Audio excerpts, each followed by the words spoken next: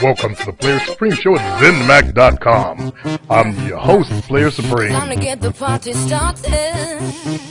Yeah, it's time to get the party started. Yeah, killer. Yeah, Rockwater, Batman, and Pink.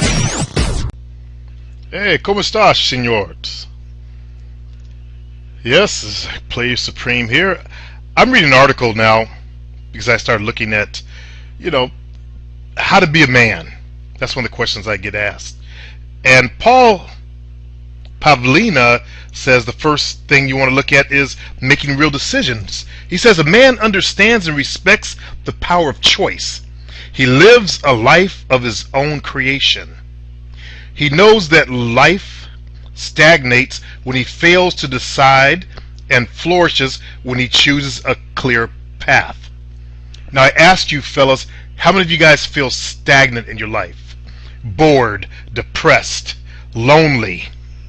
How about making a decision to go on a path and doing it? He says when a man makes a decision, he opens the door he wants and closes the door he doesn't want. So that means you open the door to where you want to go and you close the door on where you don't want to be in your life. Understand? He locks onto his target like a guided missile. There's no guarantee he'll reach his target, he knows this, but he doesn't need such guarantees. He simply enjoys the sense of inevitability that comes from pushing the launch button.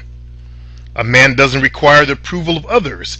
He's willing to follow his heart wherever it leads him. When a man is following his heart-centered path, it's of little consequence if the entire world is against him. And I agree with number one, 100%. Number two, put your relationships second. I agree with the title of this. Let's see what he's saying about it though. A man who claims his number one commitment in life is his relationship partner or his family is either too dishonest or too weak to be trusted. His loyalties are misplaced. I agree with this.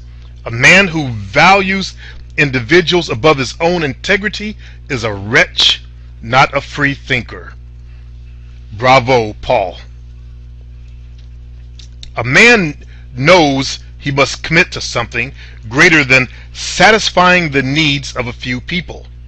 He's not willing to be domesticated, but he's willing to accept the responsibility that comes with greater challenges. I fully agree with this. Excellent material so far. He knows that when he shirks that duty, he becomes something less than a man. When others observe that the man is unyieldingly committed to his values and ideas, he gains their trust and respect, even when he cannot gain their direct support. The surest way for a man to lose the respect of others, as well as his self-respect, is to violate his own values.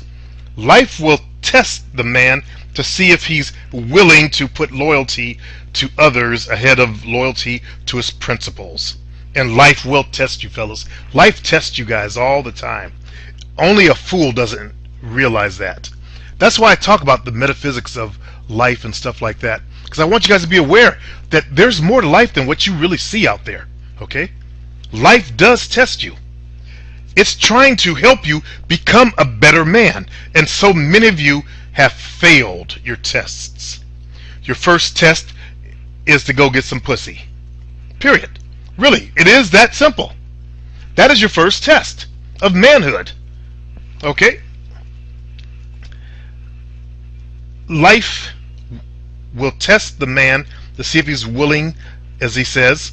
And he goes on to say, a man's greatest reward is to live with integrity, and his greatest punishment is what he inflicts upon himself for placing anything above his integrity. Whenever the man sacrifices his integrity, he loses his freedom and himself as well. He becomes an object of pity. And what he's saying here sounds like some old stuff that I've read before from, I believe, the 1800s. So he's taken this information, and I still agree with it. It still applies today. Number 3, be willing to fail. A man is willing to make mistakes. He's willing to be wrong. He'd rather try and fail than do nothing. And that's what stops many, many, many of you. You would rather not try. Okay? That's why you sit in your homes, never leaving or rarely going out to even try. And then when you do, you give up. How many of you guys have given up just because you had a few failures? Think about Thomas Alva Edison, the inventor of the light bulb, who failed 10,000 times. And as he said, I found 10,000 ways it didn't work. He continues, a man's self-trust is one of his greatest assets.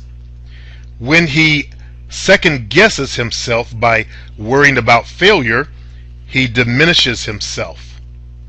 An intelligent man considers the prospect of failure, but he doesn't preoccupy himself with pointless worry. He accepts that if a failure outcome occurs, he can deal with it. A man grows more from failure than he does from success. Success cannot test his resolve in a way that failure can. Success has its challenges, but a man learns more about himself when he takes on challenges that involve risk. And you do learn a lot about yourself. A lot of people learn that they're cowards, that they feel uncomfortable with risk, and they run from it like bitches. Half men. If these types of males were around at the beginning of mankind, mankind would have died out. It makes me wonder about all the other examples of humanity that nature tried out before us and at the same time as us. The Neanderthals were on the planet at the same time as the original African males, and as the African males spread into Europe, they came into contact with each other. They just recently found that there was some trading going on, possible trade routes going on 30,000+ years ago. But what caused the Neanderthal man to fail? I wonder, excuse me, I wonder if it's this. They were too afraid to grow. Interesting thought. He says when a man plays it safe, his vitality is lost and he loses his edge. Now think about that though. You think about the Neanderthals and our ancient ancestors when they left Africa. They were really willing to risk. And that's why they spread so far. The Neanderthal stayed in Northern Europe. The Africans spread to the rest of the world. I think I can see why nature chose our ancestors over them. Number 4, be confident. A man speaks and acts with confidence. He owns his attitude. A man doesn't adopt a confident posture because he knows he'll succeed. He often knows that failure is a likely outcome. But when the odds of success are clearly against him, he still exudes confidence. Apply that to your game, fellas. It isn't because he's ignorant or suffering from denial. It is because he's proving to himself that he has the strength to transcend his self-doubt. This builds his courage and persistence, two of the most valuable allies, or his most valuable allies. A man is willing to be defeated by the world. He is willing to be taken down by circumstances beyond his control. But he refuses to be overwhelmed by his own self-doubt. As many of you guys can now see, many of you have not become men yet. Many of you do get taken down by your own self-doubt. He continues, he knows that when he stops trusting himself, he is surely lost.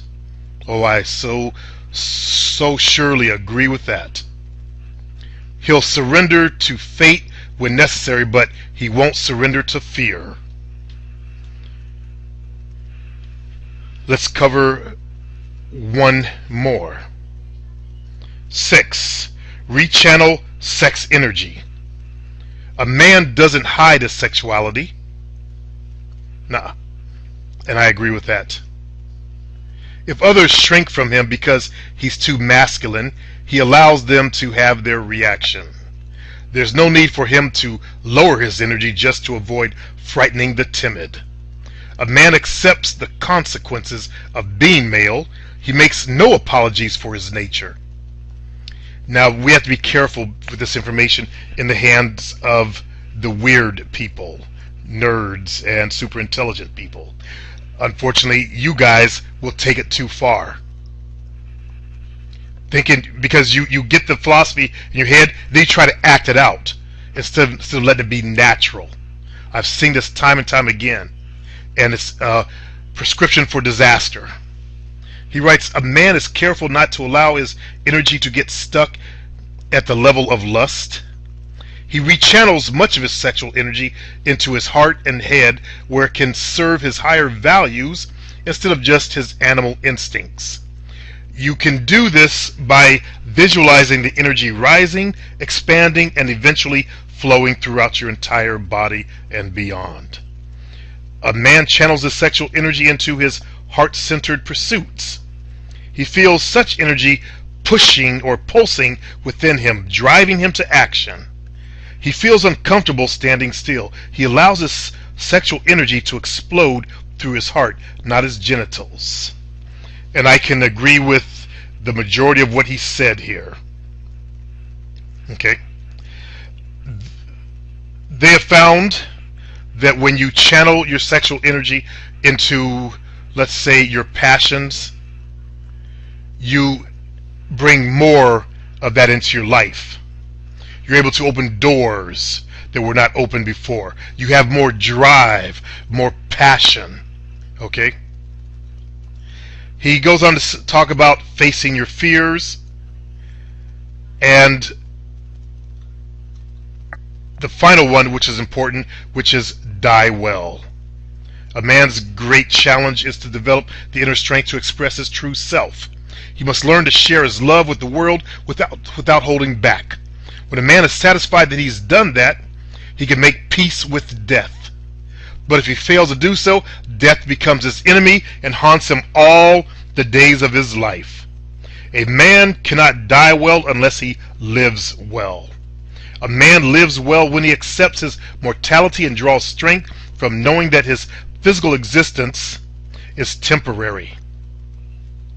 When a man faces and accepts the inevitability of death, when he learns to see death as his ally instead of his enemy, he's finally able to express his true self.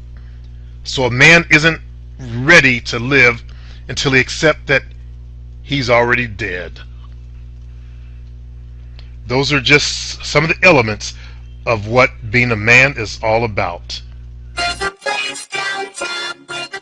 This has been another Player Supreme episode, and I've been your host, Player Supreme. You can reach me at playersupreme@gmail.com. It's time to get the party started. Yeah, it's time to get the party started. Yeah. Killer. Yeah. Rock, water,